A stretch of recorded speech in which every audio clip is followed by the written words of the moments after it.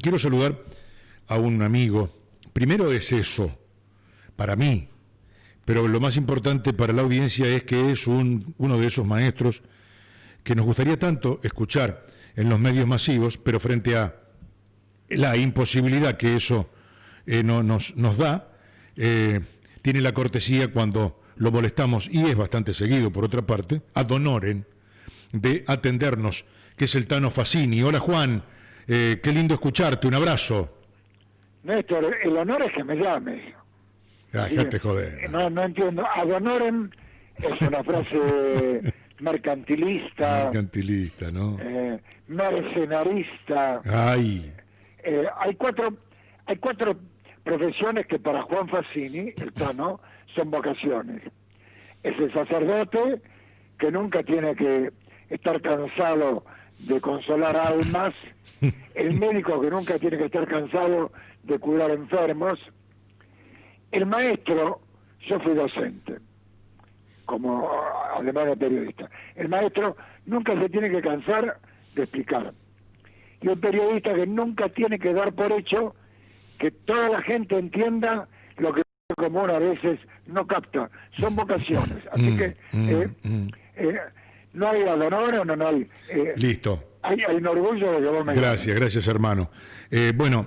Son dos temas que en realidad te llamamos por uno, pero en la charla previa me despertó el apetito, y a esta hora es lógico, el tema que nos agobia, nos invade, nos abraza, nos angustia, que es el de esta pandemia. Pero eso lo voy a dejar como remate así.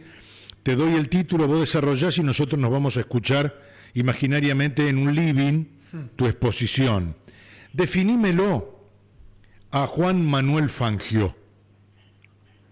Uno de los argentinos más grandes del siglo XX. Para mí, con Favaloro, los dos argentinos más brillantes del siglo XX. Con el doctor Favaloro. ¿Y por qué los pones, los equiparás? Y porque no consigo, Néstor, establecer la prioridad de dos tipos brillantes, de dos tipos austeros, de dos tipos severos, de dos tipos disciplinados, de dos tipos rigurosos con su quehacer. A ver, Fangio gana su primera carrera en Europa en San Remo en el año 49. El sábado a la noche, él el sábado había escuchado unos ruiditos extraños en el motor. Sí. Sus mecánicos se habían ido a comer afuera. Cuando volvieron, encontraron las luces del taller prendidas. ¿Quién estaba? ¿Y quién va a estar? Fangio, Claro. que había desarmado el motor porque había escuchado un ruido Dios mío. que era una biela agarrada al cigüeñal. Por favor. La repasó y al día siguiente, en el año 49, ganó su primera carrera en Europa. Los mecánicos no lo podían entender. ¿Y no? Fangio era un tipo riguroso, era un tipo severo, era un tipo austero, y hoy lo perdimos. Hoy los políticos tienen un acierto y ya dicen, en 2 años esto está arreglado. O el otro que te dice, la casa está en orden, y vos tenés que decir, no, si agarramos pico y pala y nos ponemos a zapar, después de tanto tiempo tendremos la casa en orden. O sea, en los momentos de teórica victoria, Néstor, es cuando tenés que estar más arremangado. A ver, en la primavera linda cualquiera cultiva. Sí. La posta es cosechar cuando el tiempo no es bueno. Ese es el desafío. ¿Viste la serie? No, es un documental del Chueco en Netflix. No. Bueno, es recomendable. Es una mirada, debe haber críticas porque cosas que faltan y otras que son un poco la interpretación de los directores, pero es muy, digo, para generarle alguna conciencia, y me parece que sí, depende de nosotros, a las nuevas generaciones, dejar de verlo a este tipo que corría con un casco de guerra, 0 sistemas de seguridad, y se jugaba la vida en cada curva, ¿no? Casi ¿Lo ves a Fangio? Sí, casi un loco. Es que no. Vos sabés que Fangio, en sus conceptos, una de sus prioridades, Néstor, era: voy a ir lo más despacio posible. Y esa misma frase, Néstor, la tenía Alfredo Di Stéfano. Y los dos la tenían por un motivo: que el rival nunca sepa cuál es tu límite. Ah, qué buena definición. Porque ahí está la sorpresa, Néstor.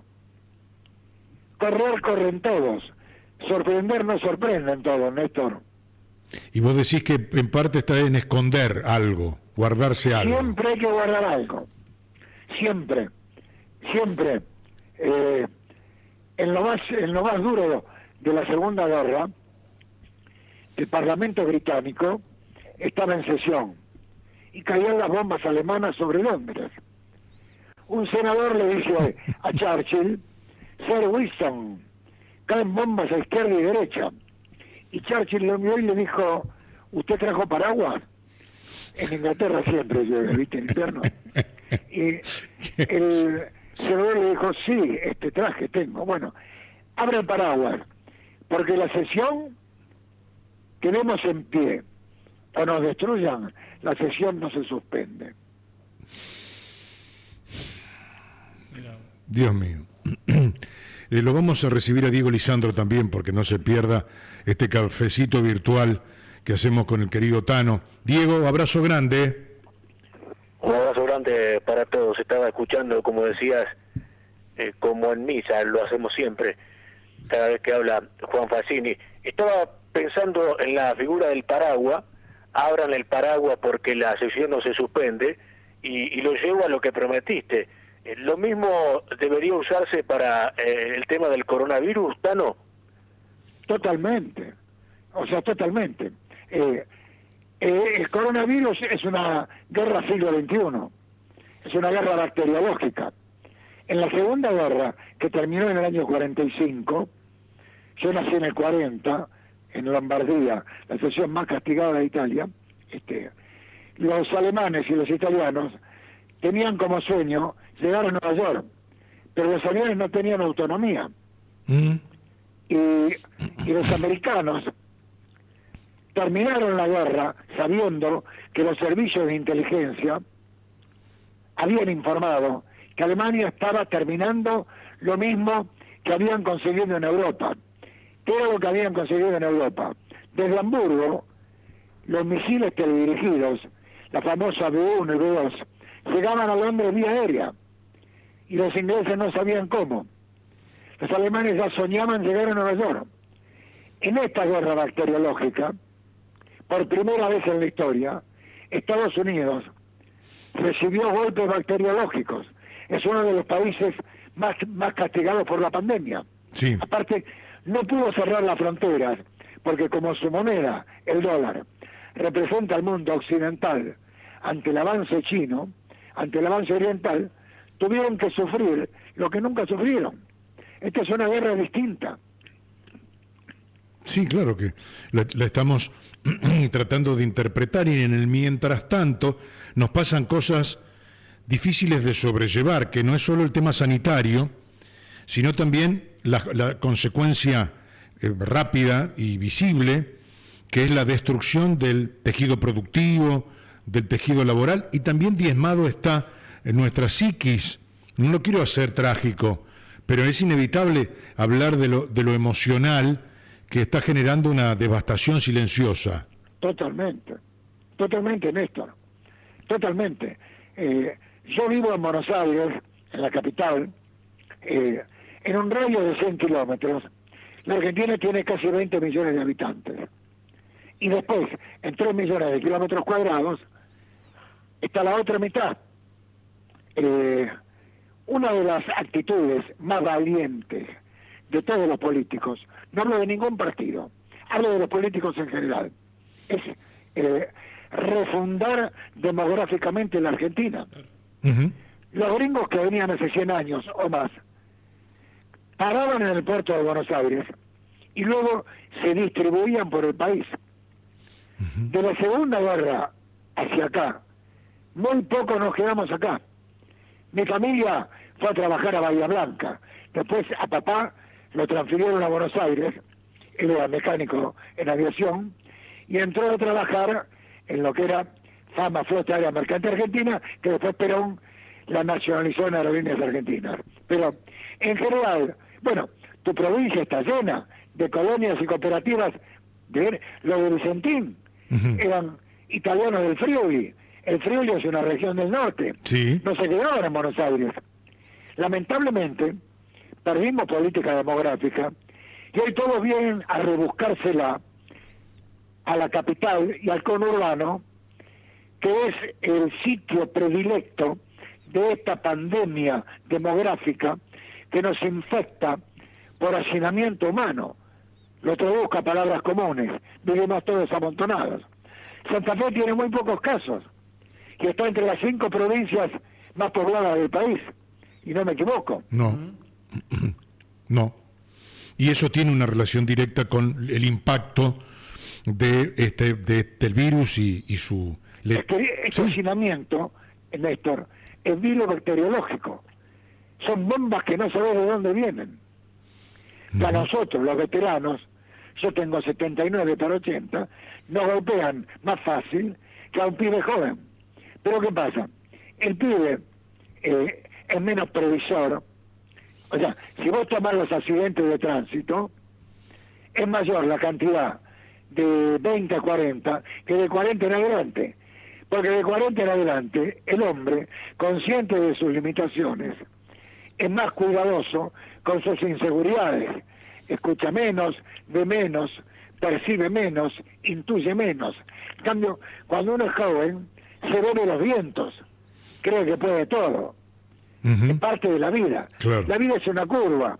El hombre, Néstor, nace, crece, se reproduce, decae y muere. Es parte de la vida. O sea, yo creo que nuestro gobierno eligió la sanidad porque nuestra economía está destruida. Entonces, digo, le apostamos toda la sanidad. Por el aspecto económico no se puede ignorar. Y no. La gente tiene que ir a trabajar. En Europa, en la guerra, yo nací en Lombardía, 56 kilómetros al norte de Milán. Todas las mañanas había trenes operarios que iban al centro neurálgico, que era Lombardía-Milán. Los enemigos todos los días venían a bombardear esos trenes, porque sabían que debilitaban el caudal operario que iba a las grandes fábricas. Pero la gente igual iba a trabajar. La muerte es un acto de la vida, es el último acto de la vida. Tenemos que tratar de demorarlo, de postergarlo, pero, o sea, evitarlo es imposible. ¿Qué pasa en este siglo? Esto es nuevo, hubo otras epidemias, esta es nueva, esta, qué sé yo, si viene de Oriente a Occidente, si es una prueba, o sea, a ver, para China, que tiene 1.400 millones de habitantes, que fallezcan 50 millones, es un vermú. Si nosotros morimos 50 millones, no queda nadie. Y por supuesto, está claro eso. ¿Y cómo crees que termina esto? Bueno, Dios quiera que den con los antídotos, que encuentren las vacunas, que se propaguen a la misma velocidad con que se propagó el virus. Después está en la virtud o en la tosudez del hombre. Néstor, el hombre fabrica el avión para que no se caiga. ¿Sabés quién lo tira el avión? Otro hombre. Lamentablemente. El hombre es el único ser teóricamente racional, pero en la práctica suele ser irracional. Sí, nos están pasando estas cosas, acaso como una inexorable consecuencia de estas alteraciones que estamos teniendo en lo individual y también como comunidad, como colectivo, ¿no? Porque es difícil integrarse con esa fortaleza que pueda ser un ejemplo para el resto. Todos tenemos una debilidad, todos soñamos con algo que a lo mejor nos gustaría que en tiempo suceda antes, y como se posterga y como vemos que hay cierta pereza en algunas cuestiones y hay otras que están ligadas justamente a las consecuencias de esta pandemia, nos van relegando, y ahí vemos, creo que estamos recogiendo muchas cosas que no nos gustan de la condición humana. Sí, Diego. Ya que estamos en momentos de efemérides, hoy también se cumplen 30 años del gol de Canigia a Brasil, en Italia, en el Mundial del 90. ¿Qué recordás de ese gol, Tano? Torino, estadio del Lauti, favorito Brasil, nos pegaron un baile el primer tiempo terrible. Sí, sí. Bilardo se equivocó de entrada porque estableció marcas personales. Me acuerdo que los volantes eran Burru, Troglio, Basualdo Justi y el Checho. Y el Checho. Y él quería usar a Basualdo como soldado especial y al gringo Justi para marcar a Baldo. O sea, le puso marca personal y Baldo lo paseó por todos lados. Y nos pegaron pelotas en los palos y el Vasco atajó. Ahora, el fútbol, como todo, tiene momentos psicológicos. Brasil se cansó de su predominio. Hay un momento del partido en el que vos inconscientemente, cuando no te salen las cosas, bajás las revoluciones. Uh-huh. Terminó el primer tiempo milagrosamente 0-0. Mi compañero Apo decía, Canilla va a tener una chance. Sí, claro, recuerdo. Y yo dije, recemos. Yo decía, recemos porque tenía en mente que el mismo ritmo, los 90 minutos, no los banca nadie. Por eso los autos tienen caja de velocidad. Yo no conozco ningún auto ni que vaya siempre en primera, ni que vaya siempre en quinta. En el segundo tiempo, Brasil bajó las revoluciones como impotente de lo que había merecido y no consiguió. Y en un momento que Brasil quedó largo tácticamente, faltaban pocos minutos, Maradona pesca una pelota en una posición anómala. La agarra en la posición de 5 de Mascherano. Uh-huh. Sí. Hace una pequeña pausa y ve que Canilla se cruza. Canilla estaba sobre la derecha y va hacia la izquierda en teórica posición de 10. Digo teórica porque las posiciones son el fruto de un momento. El fútbol en cierto aspecto es como el ajedrez. El otro no tiene que imaginar dónde vas a mover. Bueno, Diego lo busca, lo ve picar y con su concepción mental lo habilita. Y Canilla, que encuentra un Brasil largo, repito, ¿por qué insisto en la palabra largo? Porque un equipo que está largo te da tiempo a que vos demuestres tu velocidad, que Canilla la tenía. Y aparte de la velocidad, Canilla tenía aceleración. Uh-huh. La aceleración es prima hermana de la velocidad. La aceleración es el incremento de la velocidad en la unidad de tiempo. ¿Cuál es la unidad de tiempo? El segundo. Canilla en menos de un segundo le cambió de velocidad. Los brasileños, a partido terminado, puteaban y carajeaban diciendo que, primero, Alemão lo trató muy bien a Canilla, a Maradona, perdón, Uh-huh. porque juegan juntos en el Napoli. Y segundo, que los del fondo, en Brasil, los defensores, no apretaron que Jorginho, que Mauro Galvão, Branco, el que después se dijo que había un bidón, bueno, esas cosas teóricamente bilardianas que nunca llegaron a comprobarse, que el fondo de Brasil no había apretado y le dejó a Canilla que imprimiera el turbo, palabra automovilística, que era la aceleración de Canilla. Tan rápido Canilla, que cuando ve que Tafarel se empieza a horizontalizar, en vez de patear al arco, dice, está arrodillado, lo gambeteo, y lo Sí. gambeteó, Y lo aseguró. y lo aseguró. Creo que así fue el gol. Sí, más o menos, más o menos. Nosotros lo estamos viendo mientras lo describía, pero te aconsejo que lo vuelvas a ver porque nada de lo que contaste sucedió.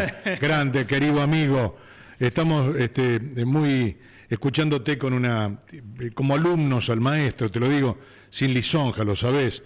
Te mandamos un gran abrazo, cuídate. Gracias, Néstor. Uno trata de cuidarse, pero te insisto lo del principio.